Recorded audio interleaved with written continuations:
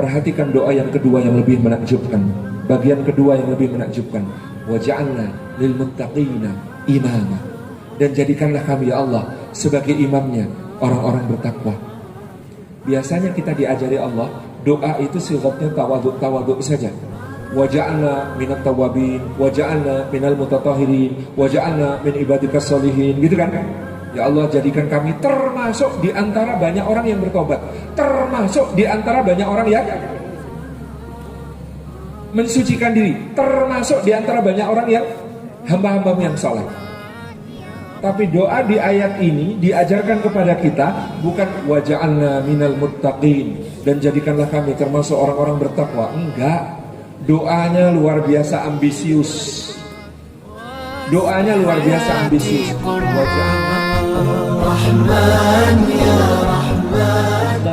Zaki Ahmad Rifai terlebih dahulu, baru disambung sama Ustaz Salim Afillah. Kita sambut beliau berdua dengan pekikan takbir yang semangat. Takbir, takbir. Masya Allah. Ustaz, tafadhol Ustaz.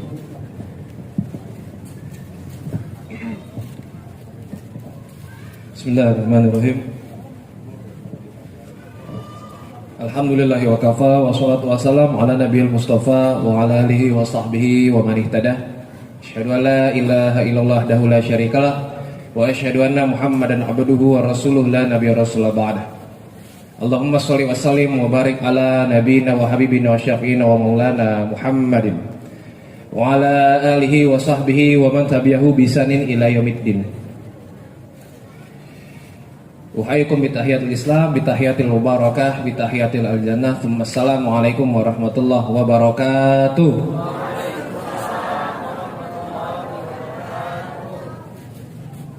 Alhamdulillah, ini yang kedengeran suara ibu-ibu aja nih. Ya, puji syukur kita panjatkan kehadirat Allah Subhanahu wa taala yang sampai pada detik ini masih memberikan kita kenikmatan yang luar biasa banyak. Tentu saja nikmat sehat, karena kita masih dalam kondisi pandemi. Tapi seperti di Medan nggak ada ya.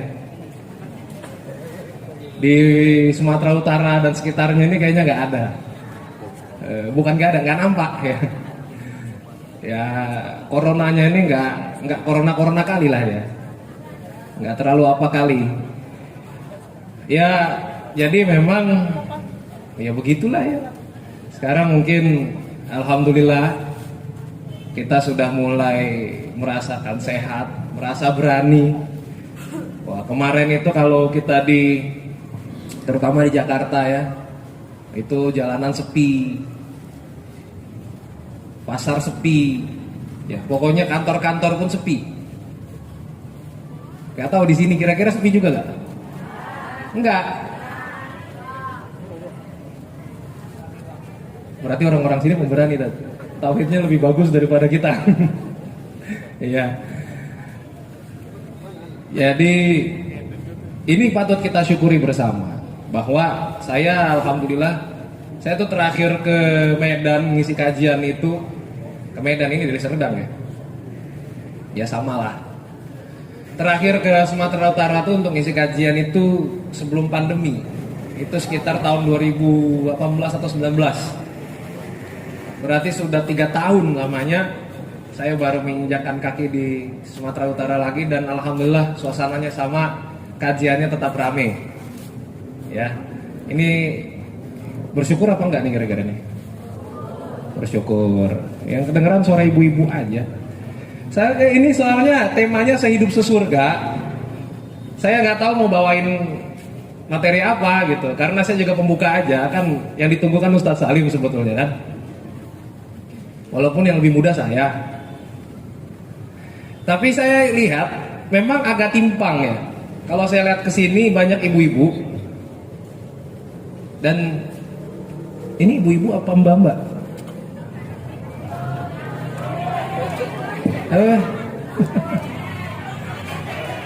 Ya Bu, jangan marah-marah Bu, sabar ya. Yang sebelah sini udah pada nikah belum? Udah pada nikah belum? Wih, laki. Belum. Belum 2. Bagus ya. Maju kali ya. Belum 2. Ini yang depan-depan sudah nikah belum nih? Belum. Tapi muka-mukanya muka-muka punya anak 2. Belum ya? Ya, baik. Dan salawat serta salam semoga senantiasa tercurah kepada junjungan kita Nabi Muhammad SAW, yang tentu saja kita nantikan syafaatnya di yaumil akhir kelak. Nah, karena kita menantikan syafaat dari Rasulullah SAW, ya kadang-kadang kalau ngomongin nikah itu selalu berpatokan pada usia pernikahan Rasul ya Bu. Usia pernikahan Rasul berapa Bu? Usia Rasul ketika menikah berapa usianya? 25, sepakat semua ya. Nah 25 itu kalau kita hitung pakai tahun Hijriah. Jadi kalau pakai tahun Masehi seperti yang kita pakai sekarang di Indonesia, berarti usianya Rasul ketika menikah itu usianya 23 tahun setengah. Ya.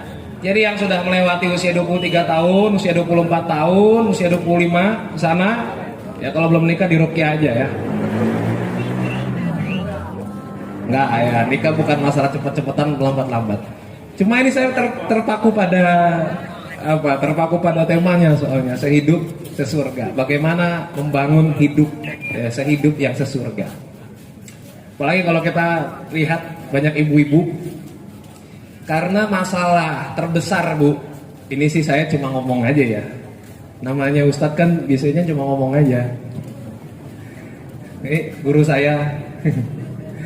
Jadi masalah terbesar itu biasanya hubungan yang lama itu adalah status tanpa hubungan. Ya. Kalau anak muda itu hubungan tanpa status. Jadi banyak WA-an, banyak chattingan, tapi kita ini apa? Belum jelas statusnya. Tapi kalau ibu dan bapak sampai tua biasanya ada status tapi nggak ada hubungan. Nah sama kan? Beda sih ya. Yang pertama tadi lebih ngenes soalnya. Ya. Jadi memang hubungan itu perlu dibangun dengan komunikasi, itu satu. Yang repot adalah, ini kan kita lagi di komunitas berani hijrah. Tadi kan disebutkan kalau anak-anak mudanya tidak mau beraktivitas yang aneh-aneh, ya masukkanlah ke komunitas berani hijrah. Ya cuma tadi memang yang sebelah sini agak milenial wajahnya, ku tengok. Yang sini agak lain ku tengok. Ya ini milenial, ini kolonial kayaknya. Tapi nggak tahu yang belakang-belakang sana nggak nampak juga, ya. Jadi maksud saya, terkadang kita itu membangun komunikasi di masa teknologi seperti sekarang ini memang terlalu mudah. Kalau di zaman dulu, nggak usah dulu banget lah ya, nggak usah dulu banget lah. Saya misalnya, ya di usia saya masih belasan tahun, itu kalau misalnya mau nelpon seseorang gitu perempuan gitu ya, saya telepon ke rumahnya Bu. Yang ngangkat itu belum tentu dia, bisa jadi bapaknya, bisa jadi emaknya. Kalau yang ngangkat bapaknya kan repot kan. Halo Pak, siapa ini? Saya Zaki Pak.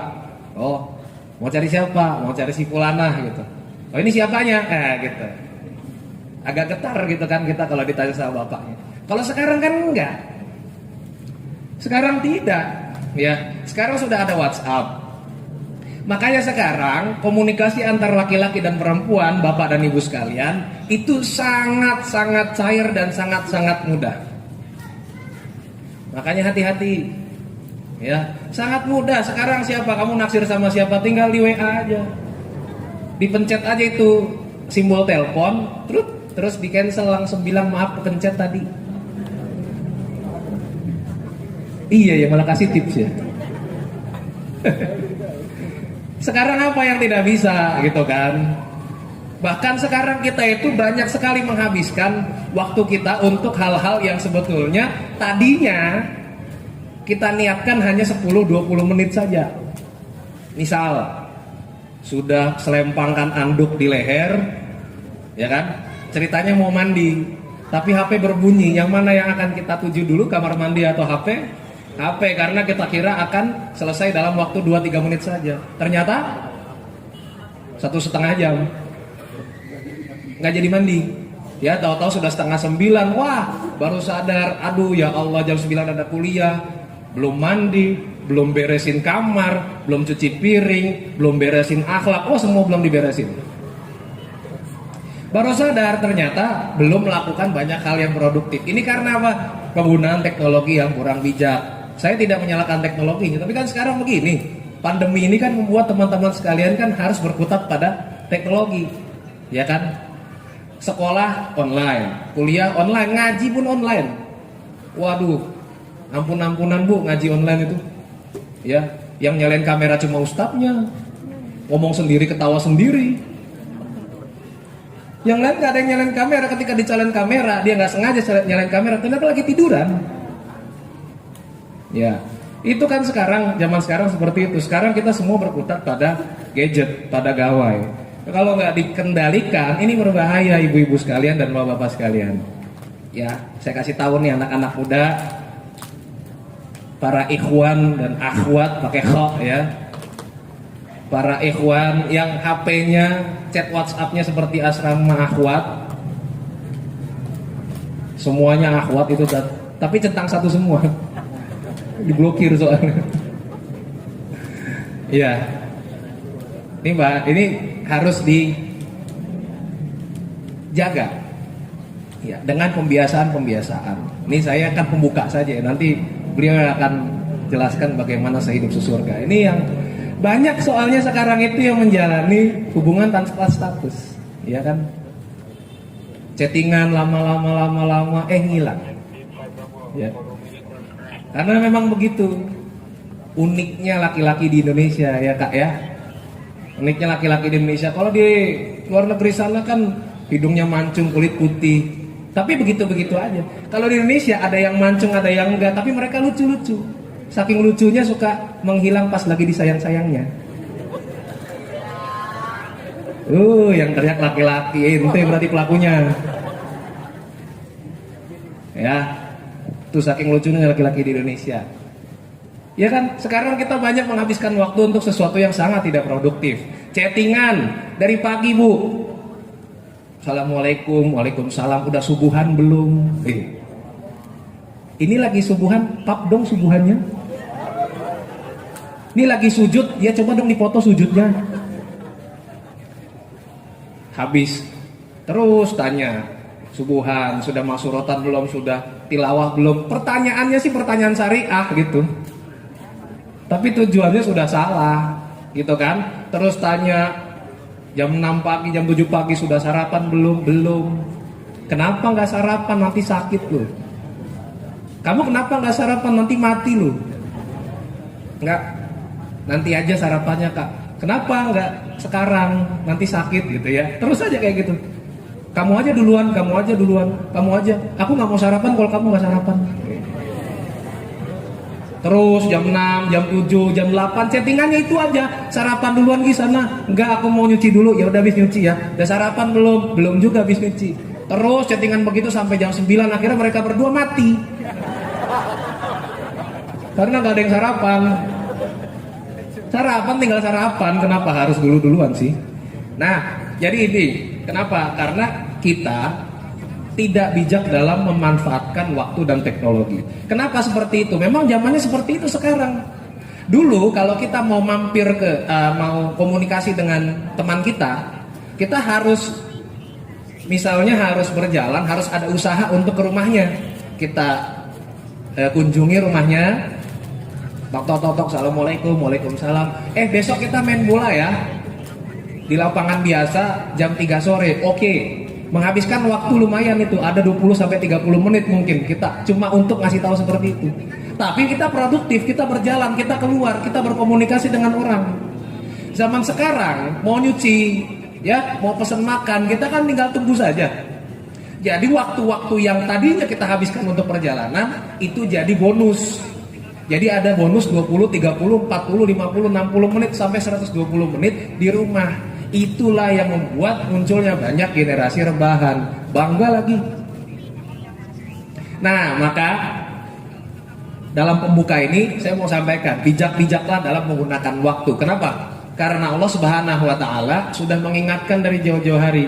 bahwa manusia itu tidak ada pilihan, dia pasti merugi. Defaultnya manusia itu, standarnya manusia pasti rugi. Ya, illal ladzina amanu wa amilus shalihat wa tawassaw bil haqq wa tawassaw bis sabr, kan gitu. Kecuali ya mereka yang beriman, satu, ketika dia iman dia tidak cukup hanya sampai di situ, kemudian melanjutkannya dengan amal soleh. Kedua, kemudian yang ketiga tidak cukup sampai di situ, saling menasehati dengan kebenaran, saling menasehati dengan kesabaran. Nah itu kalau nggak mau rugi. Kalau mau rugi seperti apa? Ya seperti itu tadi, manusia yang menyia-nyiakan waktunya. Makanya kita ini kan diingatkan juga oleh Rasulullah SAW, ya, nikmatani maghbunun min nikmatani maghbunun. Dua kenikmatan yang sering manusia itu tertipu, as-sihah wal faragh. Nikmat sehat dan nikmat waktu luang. Kita kan tertipu dengan nikmat sehat. Nih kalau lagi sehat-sehat begini kita nggak percaya sama corona. Nanti kalau sudah sesak nafas, nggak nemu tabung oksigen, nggak nemu ventilator, nggak nemu rumah sakit yang mau nerima, baru oh iya ya coronanya ada. Saya nggak doain begitu. Cuma mau ngasih tahu, manusia itu suka lupa kalau sedang sehat. Sekarang kan kita suka lupa sedang sehat. Makan gorengan dimakan juga, apalagi rujak dimakan juga, semplak dimakan juga. Sekarang apa yang tidak kita makan? Anak-anak muda kita sekarang semua dimakan. Teh, dulu kita minum teh aja biasa ya Bu ya. Sekarang teh pakai tepung tapioka. Apa itu boba? Itu kan tepung tapioka, diuel-uel, dibulet-buletin, masukin ke teh. Dinikmati sama anak-anak muda. Teh itu yang harganya cuma 2.000 kalau di warung kopi,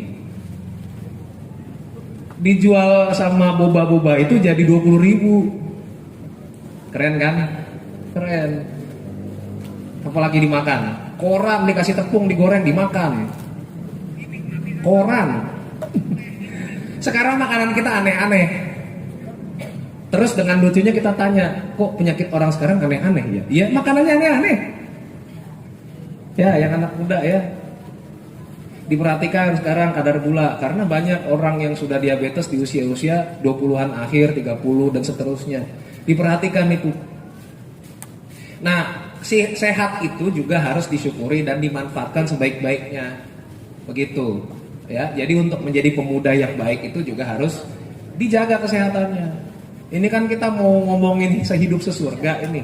Jangan ente masuk surga duluan. Nanti dia kawin lagi. Ya tapi kalau masuk surga nggak apa-apa sih. Ya. Kan syarat masuk surga apa? Mati. Semua mau masuk surga? Mau? Mau masuk surga? Mau masuk surga? Sekarang mau? Kenapa nggak mau, Bu? Kan mendingan sekarang mati masuk surga langsung daripada besok-besok nggak masuk surga. Naudzubillah min dzalik. Mendingan sekarang. Ya, ada yang mau sekarang mati? Ada tuh. Tolong dicatat gitu ya. Galak-galak orang sini. Ya. Ya, baik. Itu ya. Kesehatan dijaga. Karena kesehatan itu adalah modal yang sangat penting. Teman-teman sekalian mau cari kekayaan silakan. Tapi kalau nggak sehat buat apa? Duit kita habis cuma buat berobat. Ya, syukur-syukur kalau BPJS-nya lancar kan. Kalau nggak pakai BPJS juga habis duit cuma buat berobat. Kesehatan. Kemudian juga mental. Ya, anak-anak muda juga perlu untuk menjaga mentalnya. Dengan apa? Dengan sering-sering menempa diri. Ikut komunitas, berani hijrah. Ini berani hijrah. Berarti ada sesuatu yang membuat orang jadi takut hijrah. Makanya dibuat komunitas berani hijrah, kan gitu. Kita lihat tadi sudah yang bikin takut hijrah. Apa ya? Kalau dulu zaman Rasul yang bikin takut hijrah dibunuh ya tadi. Sekarang apa yang bikin takut hijrah ya? Dijauhin teman-teman mungkin ya. Nah, jadi menempa diri itu dengan ikut organisasi, dengan ikut kumpulan-kumpulan yang bermanfaat tentu saja, yang positif. Ya, jadi yang masih sekolah, masih mahasiswa, ataupun yang sudah bekerja, aktifkan diri teman-teman sekalian untuk berkebaikan. Orang suka tanya, gimana sih cari lingkungan yang baik, Tat? Lingkungan saya nggak baik-baik amat soalnya. Gampang, cari lingkungan baik itu seperti kita mau cari air bersih. Cari air bersih kira-kira kemana? Ya ke sumber air. Ya sama-sama harapkan ridha Allah Subhanahu Wa Taala. Bapak-bapak dan ibu-ibu sekalian, kalau kita dalam kondisi hidup di dunia ini masih sehat, masih kuat, masih punya pikiran dan akal yang sehat, maka manfaatkan sebaik-baiknya, berbuat baik kepada sebanyak mungkin orang, ambil semua kesempatan untuk melakukan amal kebaikan, karena kita tidak tahu kapan kita mati, karena kita ingin hidup kita ini sehidup sesurga. Jadi qu anfusakum wa ahlikum naro waquduhan nas wal hijar. Ya wahai orang-orang yang beriman, jagalah diri kamu dan juga keluarga kamu dari api neraka. Jadi kita dulu jaga diri, datang pengajian. Kalau saudara-saudara belum mau datang nggak apa-apa, nanti kita sampaikan pengajian-pengajian yang sudah kita dengarkan.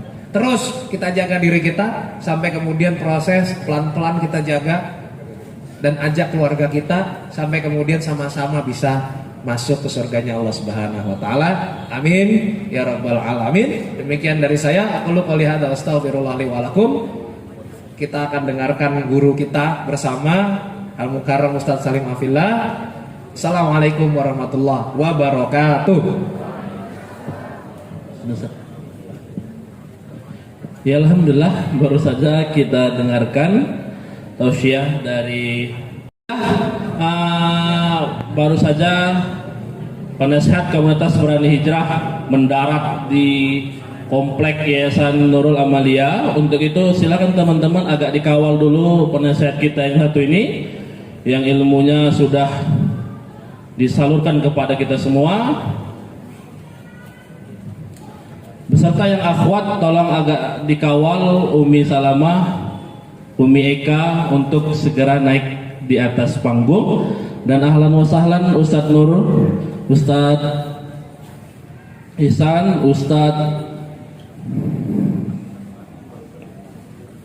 Ustadz Zainal Arifin, Masya Allah. Teman-teman akhwat dikawal dulu Umi Eka dan Umi Salamah.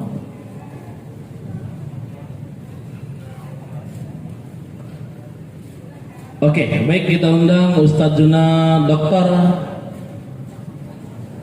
Haji Haryanto LCMA untuk naik ke atas panggung selaku penasehat komunitas Berani Hijrah dengan pekikan takbir. Takbir.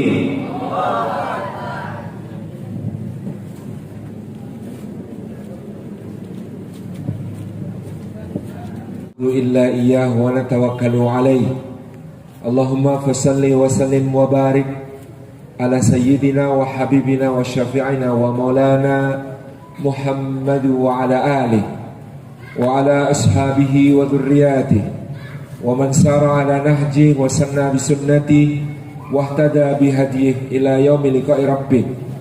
Amma ba'd, hadratul afadil, hadrat kita ta'zimi bersama guru kita semua Ustaz Dr. Haryanto LCMA beserta seluruh pembina komunitas Berani Hijrah, guru-guru kita Ustaz Zainal Arifin, Ustaz Muhammad Ihsan, para asatid semuanya, guru kita juga bintang tamu pada malam hari ini Ustaz Zaki Ahmad Rifai, Ketua Umum kami Pusat, sekaligus mungkin Bapak Ibu, adik-adik, abang kakak semua juga ingat beliau sering tampil di beberapa film sebagai aktor.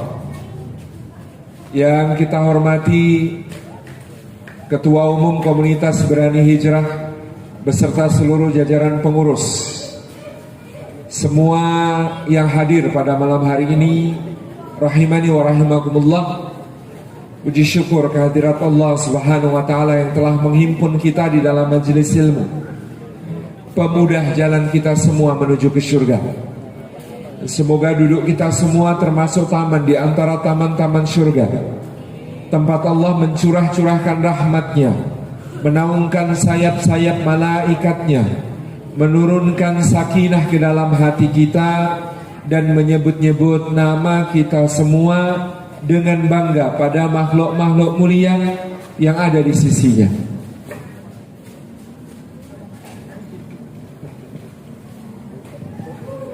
Hadirin dan hadirat, para asatid, para ustadzat, tuan guru, abang kakak semuanya yang dirahmati oleh Allah Subhanahu wa ta'ala. Kebersamaan di dunia adalah keindahan. Maka sempurna keindahan itu jika menjadi kebersamaan di dalam surganya Allah Subhanahu wa ta'ala. Oleh karena itu, ketika Islam mengatur segala hubungan antar manusia, maka yang diarahkan adalah hubungan yang bertahan bukan cuma di dunia, tapi sampai di surga. Dari yang sifatnya umum, misalnya ketika Allah dalam surat Az-Zukhruf ayat yang ke-67 mengatakan, A'udzubillahi minasyaitonirrajim, firman Allah, Al-akhillau yawma idzin ba'duhum li ba'din aduwwun illal muttaqin. Para kekasih, orang-orang yang saling mencintai, yang akrab mesra hubungannya, yang dekat intim komunikasinya, pada hari itu sebagian akan menjadi musuh sebagian yang lain, kecuali orang-orang bertakwa. Maka kita melihat di sini kunci penting dari semua hubungan agar dia bukan hanya bernilai dunia, kemesraan, keakraban, kecintaan, kasih sayang, perhatian, tidak hanya di dunia tetapi menjadi sesuatu yang indah di akhirat, adalah takwa. Kalau hubungan ini secara umum disebut demikian oleh Allah Subhanahu wa ta'ala, dia menjadi permusuhan, gugat-menggugat, menjadi tuntut-menuntut di akhirat. Maka jika dilandasi dengan iman dan takwa, sebaliknya yang terjadi, hubungan itu kekal abadi. Bahkan meskipun dalam kehidupan dunia mungkin pernah ada persoalan di antara mereka, ada masalah di antara mereka. Sebab sebaik-baik manusia pun kalau kumpul pasti ada masalahnya. Hatta Rasulullah SAW dan para sahabatnya yang mulia, kalau kumpul manusia pasti ada masalah.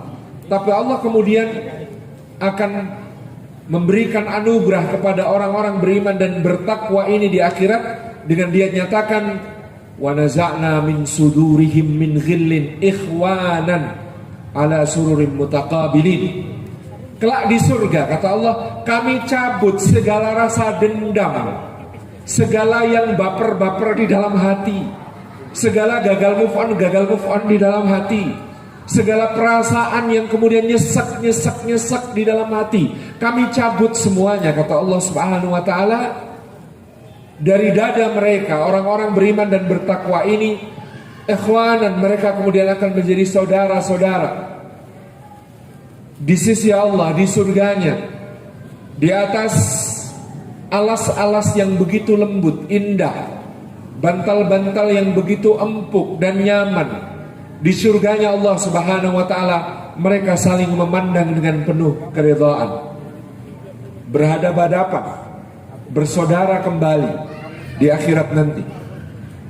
Jadi di sini ada sesuatu yang asasi ketika kita berbicara tentang sehidup sesurga, yaitu iman dan takwa. Semua hubungan, seakrab apapun, sepesra apapun, seintim apapun, menjadi permusuhan kalau tidak ada iman dan takwa. Sebaliknya, semua yang beriman dan bertakwa, yang dalam kehidupan dunianya ada masalah sekalipun, akan Allah damaikan, akan Allah cabut rasa dendam, rasa nyesek, rasa bapernya di dalam hati, ketika mereka masuk ke surganya Allah Subhanahu wa ta'ala.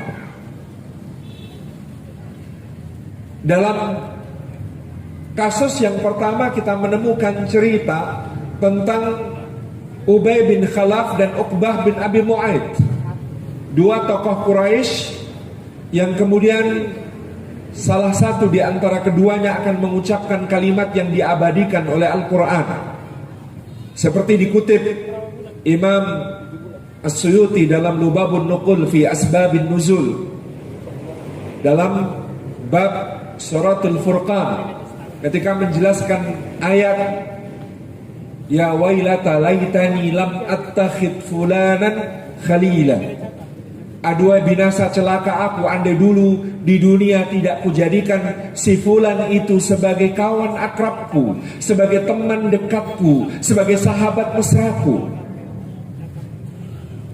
Uqbah dan Ubay, dua orang yang akrab sejak kecil, teman sepermainan.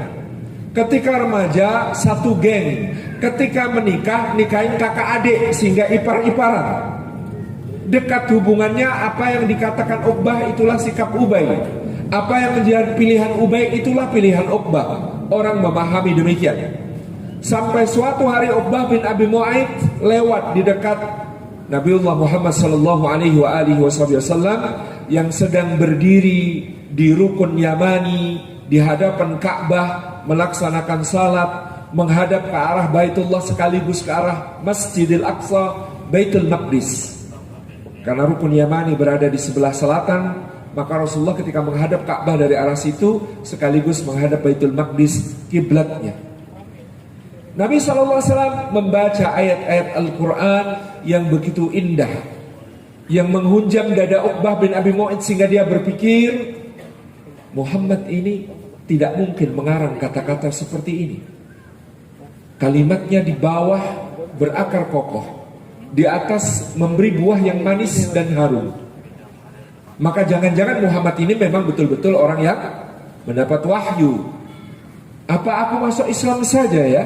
Terbit secercah peluang untuk mendapat hidayah pada Uqbah bin Abi Mu'aid.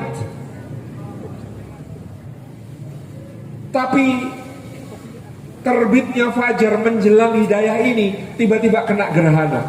Gerhananya adalah kalau masuk Islam sendirian, gak sama Ubay, kurang seru kayaknya. Maka dia bergegas mencari Ubay bin Khalaf yang saat itu sedang ada di Darun Nadwah, tempat pertemuan orang-orang Quraisy. Tiba di Darun Nadwah, Uqbah masuk, Ubay bin Khalaf sudah memalingkan wajahnya menghadap ke arah lain. Maka bertanya Uqbah, wahai saudaraku, kenapa dengan engkau, kenapa kau menghadap ke arah yang lain? Ubay bin Khalaf mengucapkan satu kalimat putus yang sangat indah, tapi jelek. Yang lebih keren daripada kalimat putus anak sekarang, lo gue en. Karena kalimat putusnya Ubay bin Khalaf berbunyi, mulai hari ini wajahku haram bagi wajahmu. Kita takkan lagi saling memandang, saling menatap, atau duduk berhadapan selama-lamanya. Kata Ubay, ada apa ini? Aku belum bicara apa-apa, aku baru datang dan kau sudah bersikap seperti ini. Kata Ubay bin Khalaf, karena kau baru saja bertemu Muhammad sallallahu alaihi wasallam, lalu kau dengarkan kata-katanya, kau tersihir oleh kata-katanya, dan engkau bermaksud untuk meninggalkan agama nenek moyang kita, melecehkan leluhur kita, menghina sesembahan-sesembahan kita bersama Muhammad sallallahu alaihi wasallam. Syok Uqbah, tahu dari mana? Tahu dari mana? Ubay berkata, kadang aku lebih tahu isi hatimu daripada dirimu sendiri. Maka Uqbah kemudian mengingkari apa yang tadi sudah terbit di hatinya karena takut kehilangan sahabat yang sangat akrab ini. Dia berkata, oh, tidak kok, tidak. Ubay perlu penegasan, dia mengatakan bohong. Aku tahu kau sudah bermaksud untuk masuk Islam. Tidak. Lalu dia sebut semua nama berhala untuk bersumpah, Lata, Uzza, Manat, Hubal. Demi mereka semua itu Kata Uqbah, aku tidak akan pernah meninggalkan agama nenek moyang kita. Ubay berbalik dengan menyeringnya, dia berkata, buktikan kalau begitu. Bagaimana aku harus membuktikannya? Kata Uqbah bin Abi Mu'ayyid. Kata Ubay bin Khalaf, buktikan dengan lakukan sesuatu yang membuat hati kami semua di sini ridha dan tahu bahwa engkau masih setia bersama kami. Maka orang celaka ini, Uqbah bin Abi Mu'ayyid, segera bergegas ke tempat penyembelihan hewan orang-orang Quraisy yang ada di seberang Darun Nadwah.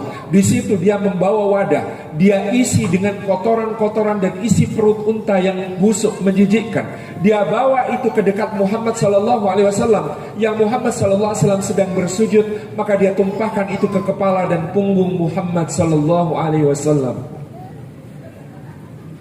Kelak orang ini akan berkata, ya wailata laitani lam attakhid fulanan khalila. Aduhai binasa, celaka aku, andai dulu di dunia tidak kujadikan si fulan itu, Ubay bin Khalaf, sebagai kekasihku, teman akrabku, teman dekatku, sahabat yang paling mengerti luar dalam tentang diriku. Hubungan apapun itu, bukan cuma persahabatan, bahkan mungkin suami istri,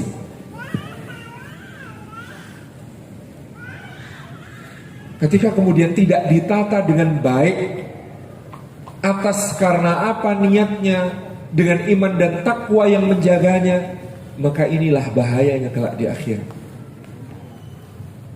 Menjadi permusuhan, menjadi kutuk mengutuk, laknat melaknat, dan dua-duanya boleh jadi terancam dengan siksa Allah Subhanahu wa ta'ala.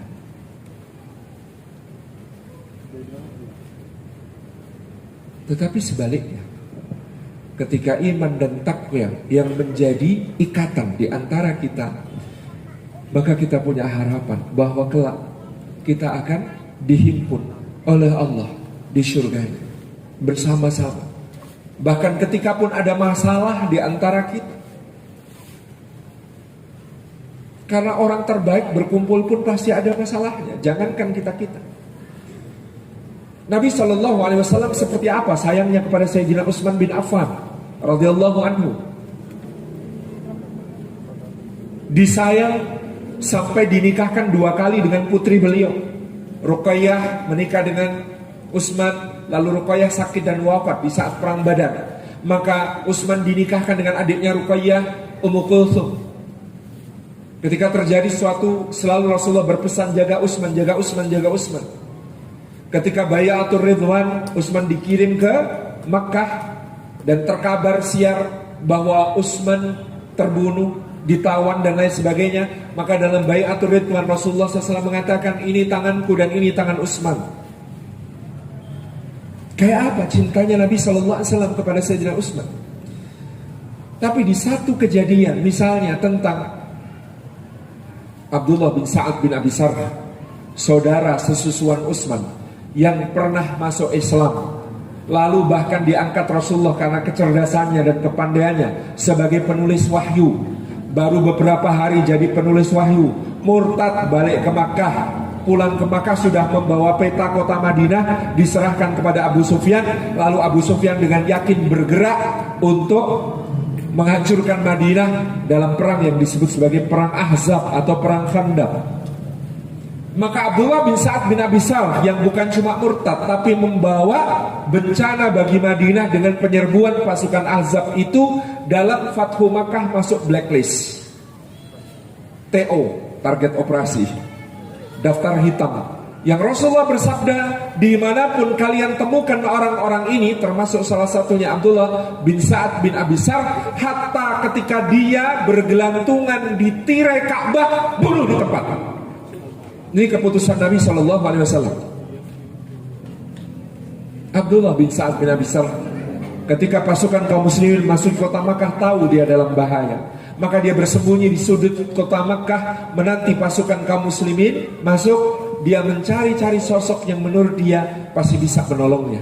Sosok itu saudara sesusuannya Sayyidina Utsman bin Affan Begitu melihat sosok Utsman berlari dia langsung gandeng dan genggam tangan Utsman lalu berkata, demi Allah, engkau saudara sesuangku, engkau harus menyelamatkanku, mintakan aku ampunan kepada Muhammad SAW. Utsman adalah orang yang hatinya sangat lembut, maka tidak bisa diharapkan Utsman untuk kemudian mengatakan, brothers, teman-teman, ini buronannya malah kesini, ayo bunuh rame-rame. Gak mungkin Utsman begitu. Maka bahkan Utsman dikatakan menyelubungkan kainnya ke kepala Abdullah bin Sa'ad bin Abi Sarh agar tidak diketahui bahwa itu adalah dia. Disuruh sembunyi dulu, nunggu sampai keadaan sudah tenang, maka dia ajak dengan menggandeng tangan Abdullah bin Sa'ad bin Abi Sarh menghadap kepada Nabi SAW. Bayangkan perasaan Nabi SAW ketika Utsman datang membawa buronan ini. Ini adalah orang yang paling beliau sayangi, datang menggandeng tangan orang yang paling beliau benci. Pernahkah engkau merasakan perasaan begitu? Orang yang paling engkau cintai datang membawa orang yang paling engkau benci. Dan inilah Nabi SAW ketika Utsman dengan gemetar, dengan rasa kikuk yang sangat, dengan rasa malu yang sangat besar juga, dia tahan perasaannya sehingga dia berkata, ya Rasulullah, aku memohonkan ampunan kepadamu untuk Abdullah bin Sa'ad bin Abi Sarh.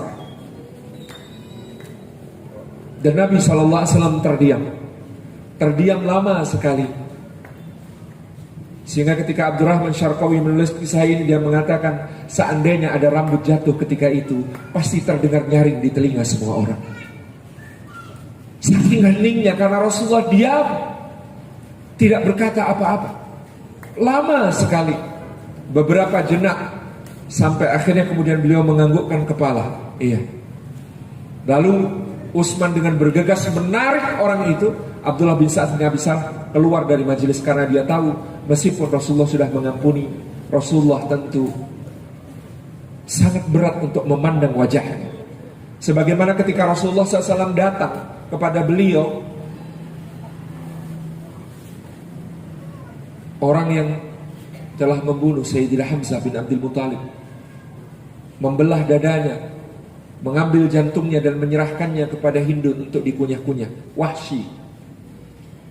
Beliau berkata kepada Wahsy ketika hijrah, ketika Wahsy hijrah menjadi seorang muslim yang baik, wahai Wahsy, seandainya engkau mampu, hindarkanlah wajahmu dari pandanganku. Bukan, aku tidak membencimu wahai Wahsy, hanya saja ketika aku memandang wajahmu, aku teringat apa yang menimpa pamanku yang aku cintai. Sangat manusiawi. Bergegas Utsman pergi bersama Abdullah bin Sa'ad bin Abi Sarh. Sayyidina Umar bin Khattab kemudian bercerita, ternyata setelah itu Rasulullah berkata, seandainya. Umar bertanya, seandainya apa ya Rasulullah? Seandainya selama aku diam tadi, ada salah seorang di antara kalian maju dan memenggalnya di sini. Jadi Rasulullah itu nunggu para sahabat. Kenapa? Selama aku diam tadi, kan ketika Rasulullah diam berarti ampunan belum diberikan. Kenapa tidak ada yang berinisiatif? Selesai. Sayyidina Umar bertanya, kenapa engkau tidak memberi isyarat ya Rasulullah? Ngedip dikit kayak gitu. Maka Nabi SAW menjawab, wahai Umar, tetapi seorang Nabi tidak boleh berkhianat meskipun hanya dengan lirikan matanya. Nabi itu harus jelas, yang ada di hati ada di lisan. Tidak boleh kemudian pakai kode-kodean. Itu Nabi Sallallahu Alaihi Wasallam. Bayangkan kejadian ini dalam perspektif hati ke hati Sayyidina Utsman dan Rasulullah Sallallahu Alaihi Wasallam. Tidak mudah. Urusan di antara orang beriman kadang-kadang juga lebih pelik kalau ada masalah satu sama lain. Tetapi yang demikian itu, hatta yang paling parah yang dialami Sayyidina Ali bin Abi Thalib ketika harus berhadapan di medan perang dengan Sayyidina Talha, Sayyidina Zubair bin Al-Awwam radhiyallahu anhuma. Maka Sayyidina Ali menguburkan keduanya yang telah berdamai sebenarnya, tapi ada orang-orang yang tidak menyukai perdamaian itu, terbunuh dua sahabat. Maka Sayyidina Ali bin Abi Thalib menguburkan dua orang yang dia hormati dan cintai ini. Ditimbang-timbangnya putra-putra kedua sahabatnya itu. Lalu kemudian beliau dengan menitikkan air mata berkata, wahai anak-anakku, sesungguhnya aku berharap antara aku dengan ayah-ayah kalian adalah yang dibacakan, yang disebutkan dalam firman Allah, wa naza'na min sudurihim min ghillin ikhwanan ala sururin mutaqabilin. Semua ada masalah, tetapi dengan masalah itu orang-orang beriman dan bertakwa justru mendapatkan kemuliaan di sisi Allah Subhanahu wa ta'ala. Ada sebuah riwayat yang menarik ketika Nabi SAW tertunduk dan beliau menitiskan air mata. Lalu beliau mengangkat kepalanya dan beliau tersenyum dengan ceria. Para sahabat bertanya, ada apa dengan engkau ya Rasulullah? Engkau menunduk dan menangis, tetapi engkau mengangkat kepalamu dan engkau tertawa tersenyum. Nabi SAW mengatakan, diperlihatkan kepadaku dua orang di antara umatku di hadapan pengadilan Allah Subhanahu wa ta'ala. Orang yang pertama menggugat yang kedua.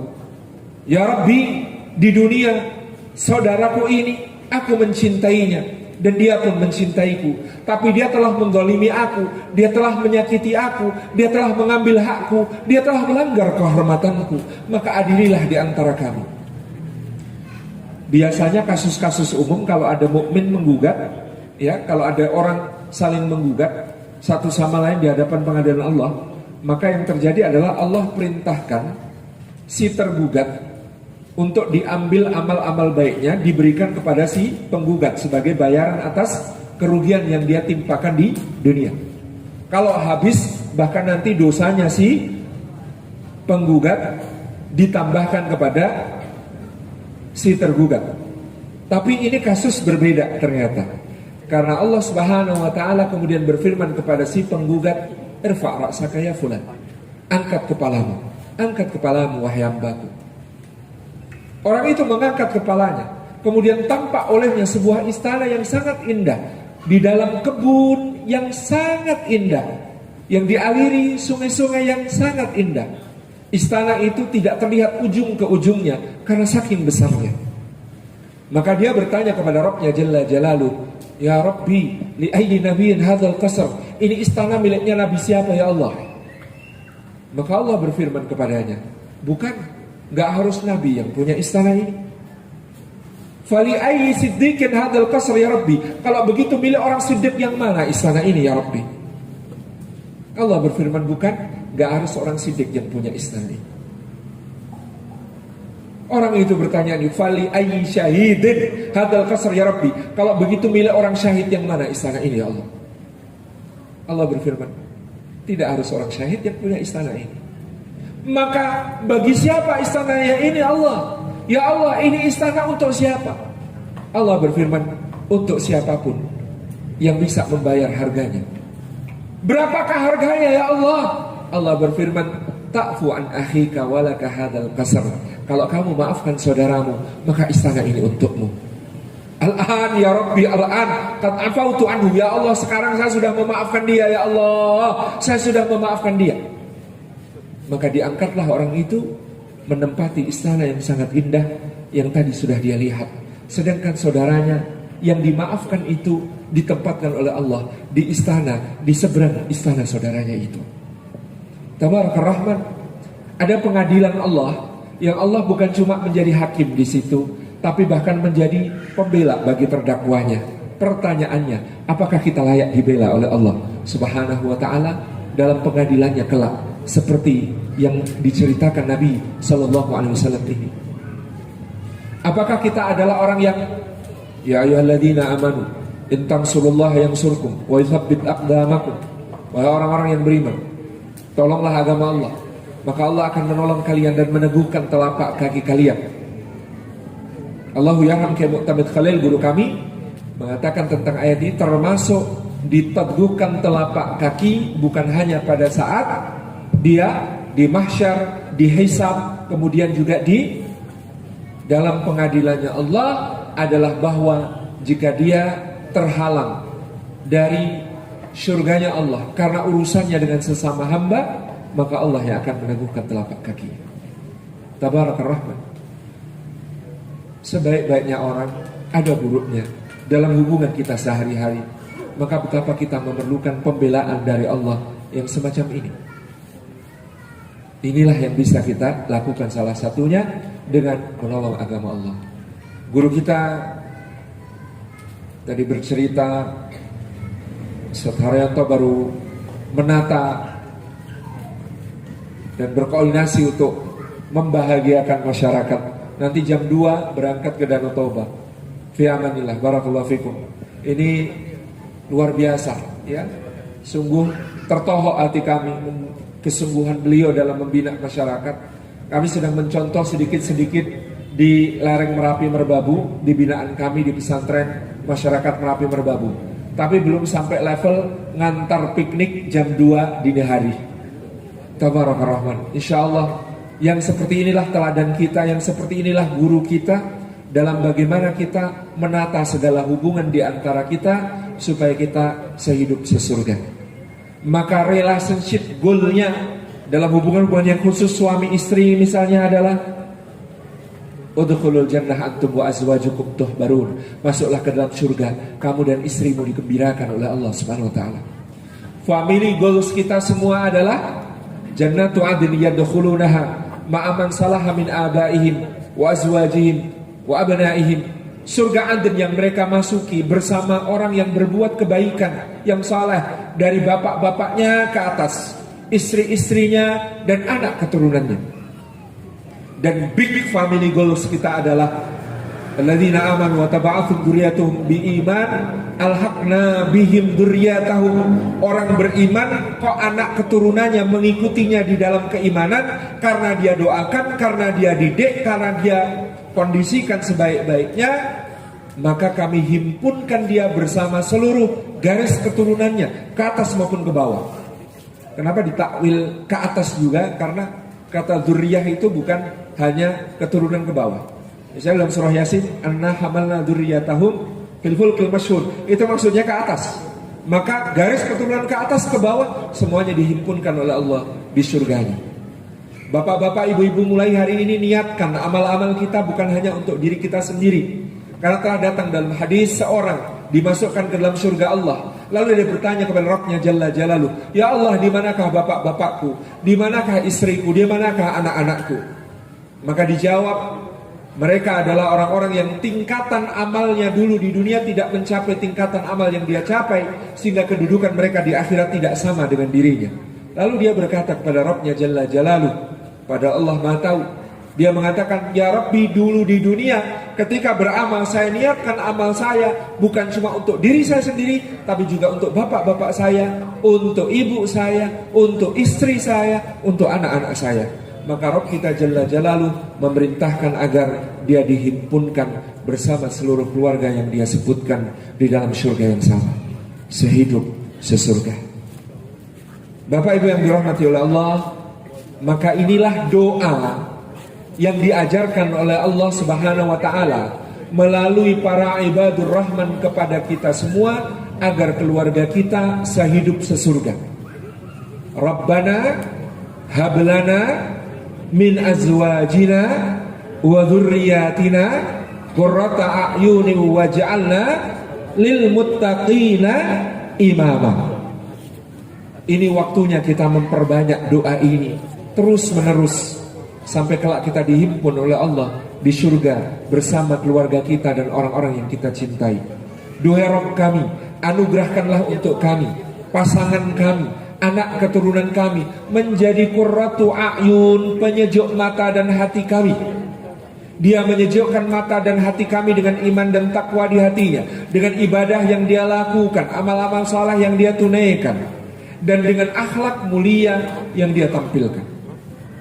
Artinya membaca doa ini adalah memohon agar Allah memperbaiki keluarga kita semuanya dan memperbaiki kita untuk keluarga kita.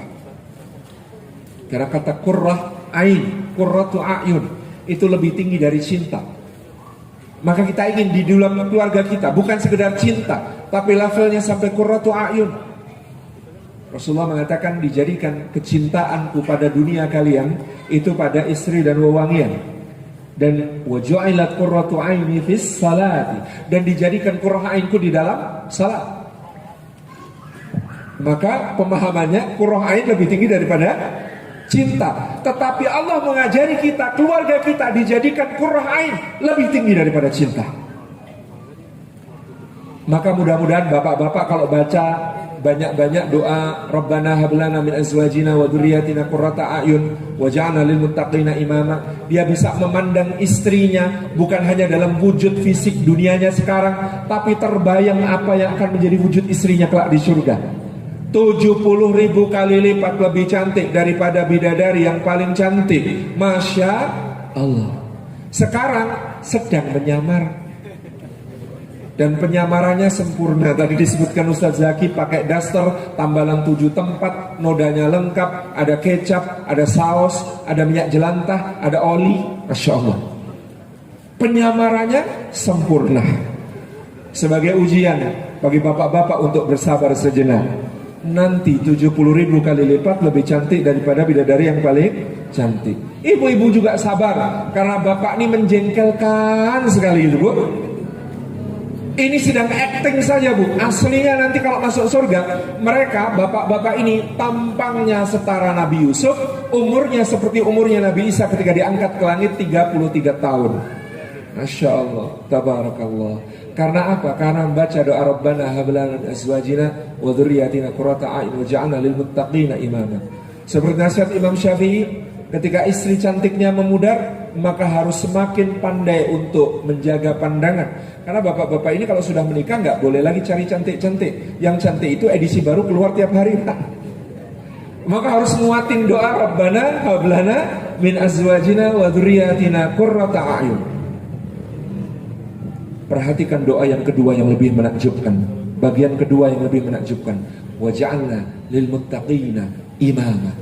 Dan jadikanlah kami ya Allah sebagai imamnya orang-orang bertakwa. Biasanya kita diajari Allah, doa itu sifatnya tawaduk saja. Waja'alna minat tawabin, waja'alna minal mutatahhirin, waja'alna min ibadikas solihin, gitu kan? Ya Allah, jadikan kami termasuk di antara banyak orang yang bertobat, termasuk di antara banyak orang yang mensucikan diri, termasuk di antara banyak orang yang hamba-hambamu yang saleh.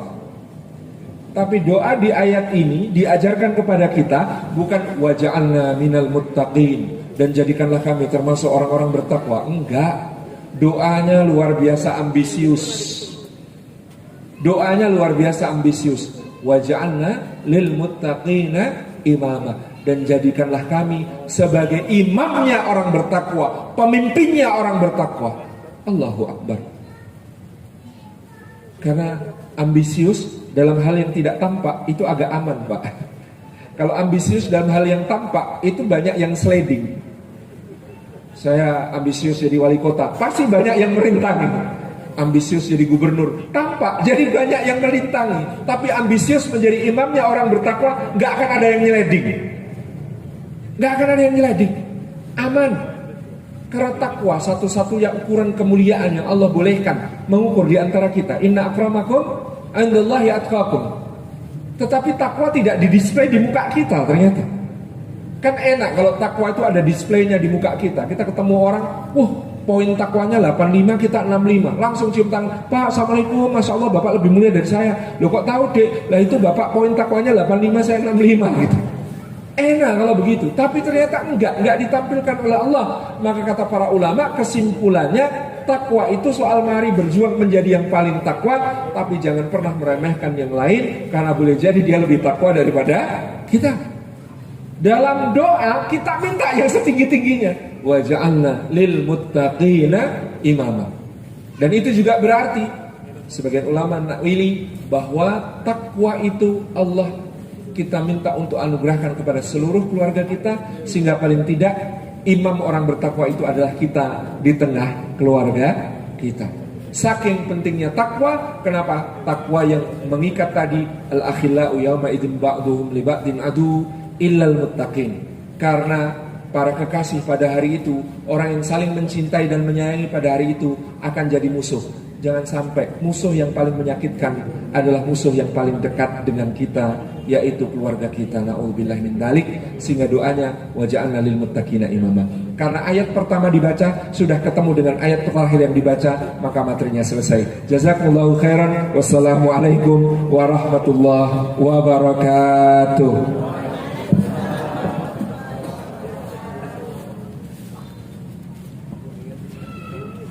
Rahim. Alhamdulillah Rabbil Alamin. Hamdan yuafi ni'amahu wa yukafi'u mazidah. Ya Rabbana lakal hamdu kama yanbaghi li jalali wajhika wa 'azimi sultanik. Ya Rabbana lakal hamdu kulluh wa lakal syukru kulluh wa lakal mulku kulluh wa ilaika yurja'ul amru kulluh. Fa ahlun anta an tuhmad wa ahlun anta an tu'bad wa anta ala kulli syai'in qadir. Lakal hamdu bil Islam wa lakal hamdu bil iman wa lakal hamdu bi ni'matil ukhuwah wa lakal hamdu bi ni'matil mali wal ahli wal mu'afah. Kabatta aduwana wa adharta amnana wa jama'ta furqatana wa min kulli ma sa'alnaka rabbana a'taitana. Falakal hamdu wa lakal syukru katsiran kama a'taitana katsiran. Allahumma salli ala Sayyidina Muhammad wa ala ali Sayyidina Muhammad. Allahumma inna abiduk banu abidik banu imaik nawasina biyadik madin fina hukmuk adlun fina qada'uk. Nas'aluka Allahumma bikulli ismin huwa lak sammaita bihi nafsak aw anzaltahu fi kitabik aw 'allamtahu ahadan min khalqik aw ista'tharta bihi fi 'ilmil ghaibi 'indak. Nas'aluka Allahumma ya Allah ya Rabbana an taghfir lana dhunubana. Allahumma ighfir lana dhunubana wa kaffir 'anna sayyi'atina wa tawaffana ma'al abrar. Ampunkanlah dosa-dosa kami ya Allah. Ya Allah, tutupilah segala kesalahan kekhilafan yang kami lakukan ya Allah. Wafatkan kami beserta hamba-hambamu yang baik ya Allah, yang saleh dan taat ya Allah. Allahumma ighfir lana dzunubana wa liwalidayna warhamhuma kama rabbayana shaghira. Ampunkan dosa kami, ampunkan pula dosa ayahanda dan ibunda kami. Duhai Allah, berikan kasih sayang-Mu kepada keduanya sebagaimana mereka mengasihi dan menyayangi kami sejak kami masih kecil. Waghfir li azwajina wa dzurriyyatina wa li ikhwanina wa akhawatina wa li ahlina wa li jami'il mu'minina wal mu'minat wal muslimina wal muslimat. Ampunkan pula dosa pasangan kami ya Allah. Ampunkan dosa keturunan kami ya Allah. Ampunkan dosa saudara-saudari kami ya Allah. Ampunkan dosa keluarga kami ya Allah. Ampunkan saudara muslimin dan muslimat, mukminin dan mukminat dimanapun mereka berada ya Allah. Ampunkan kami semua ya Allah. Allahumma innaka tara makanana wa tasma'u kalamana wa ta'lamu sirrana wa alaniyatana wa la yakhfa 'alaika syai'un min amrina. Duhai Allah, Engkau melihat kami, Engkau mengetahui segala rahasia kami, yang kami sembunyikan atau yang kami nampakkan. Tak ada satupun yang luput dari pengetahuan-Mu ya Allah. Ya Allah, kami akui kami hamba-Mu yang penuh dengan khilaf, kami hamba-Mu yang penuh dengan dosa. Ya Allah, begitu banyak dosa yang kami lakukan selama hidup kami ya Allah. Ampunkan kami ya Allah. Ampunkan kami ya Allah yang hadir semuanya dalam kesempatan kali ini ya Allah. Ya Allah, jangan biarkan kami beranjak dari tempat ini kecuali telah Engkau berikan ampunan atas dosa-dosa yang kami lakukan dalam kehidupan kami ya Allah. Kami mohon kepadamu ya Allah, ampunkanlah dosa-dosa kami ya Allah. Ampunkanlah dosa-dosa kami ya Allah. Ampunkanlah dosa-dosa kami ya Allah. Rabbana la tuzigh qulubana ba'da idh hadaitana wa hab lana min ladunka rahmah innaka antal wahhab. Innaka antal wahhab. Innaka antal wahhab. Ya Allah, malam ini kami mendengar banyak hikmah, banyak ilmu, banyak kebajikan, banyak kebaikan. Termotivasi kami untuk melakukan kebaikan ya Allah. Ya Allah, teguhkanlah hati kami ya Allah untuk mengamalkannya. Teguhkanlah hati kami untuk memperjuangkannya dalam kehidupan kami ya Allah. Teguhkan hati kami untuk berada di atas hidayah-Mu selalu ya Allah. Jangan biarkan kami tergelincir kembali kepada jalan kesesatan, tergelincir kembali pada jalan kemaksiatan. Ya Allah, jangan biarkan kami kembali kepada jalan hitam, jalan gelap yang kami selama ini telah terjadi dalam kehidupan kami ya Allah. Ya Allah, ya Allah, Engkau Maha Pemberi, pemberian-Mu tanpa batas. Berikanlah kepada kami rahmat-Mu ya Allah. Berikanlah kepada kami rahmat-Mu ya Allah, sehingga kami dapat istiqamah dalam kehidupan ini ya Allah. Rabbana la tu'azzibna bima fa'ala sufaha'u minna. Rabbana la tu'azzibna bima fa'ala sufaha'u minna. Ya Allah, hari ini kami hidup dalam masyarakat. Di sekitar kami, masyarakat kami, banyak kami melihat ada kemaksiatan di sana ya Allah. Banyak kemungkaran ya Allah. Kami melihat dengan mata kepala ini ya Allah. Banyak sekali pelanggaran sebagai hamba-Mu ya Allah. Kami takut itu semua mengundang azab-Mu kepada kami. Kami takut itu semua mengundang murka-Mu kepada kami ya Allah. Karena dengan mata ini kami melihat ada pecandu narkoba. Dengan mata ini kami melihat ada anak durhaka kepada orang tua, pasangan mengabaikan pasangannya. Dengan mata ini kami melihat aurat terbuka di mana-mana. Banyak sekali ya Allah kemaksiatan yang ada di sekitar kami. Kami takut itu semua mengundang murka dan azab-Mu ya Allah.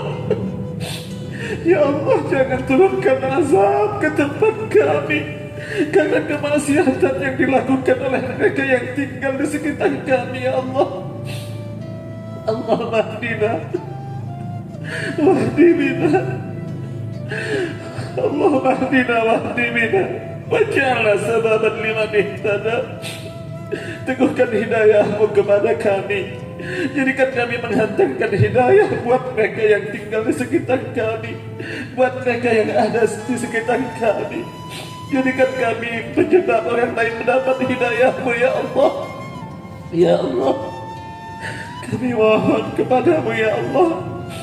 Saudara-saudara kami yang ada di sekitar kami yang hari ini sedang bermaksiat, bukakan pintu hidayah-Mu buat mereka ya Allah.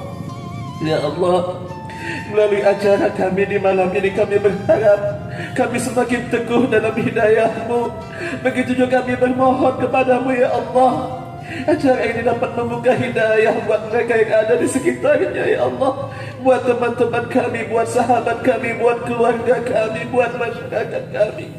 Ya Allah, ya Allah, kami mohon kepada-Mu ya Allah, bukakan hidayah kepada saudara-saudara kami semuanya ya Allah, sehingga kemudian kami semuanya dapat berkumpul kembali dengan mereka yang kami kenal, dengan mereka yang kami sayangi, dengan mereka yang kami cintai di surga-Mu ya Allah. Innaka antal wahhab, innaka antal wahhab, innaka antal wahhab. Rabbana تقبل منا إنك أنت السميع العليم وتب علينا إنك أنت التواب الرحيم. ربنا آتنا في الدنيا حسنة وفي الآخرة حسنة وقنا عذاب النار. وصلى الله على نبينا محمد وعلى آله وصحبه وبارك وسلم والحمد لله رب العالمين. تقبل الله منكم.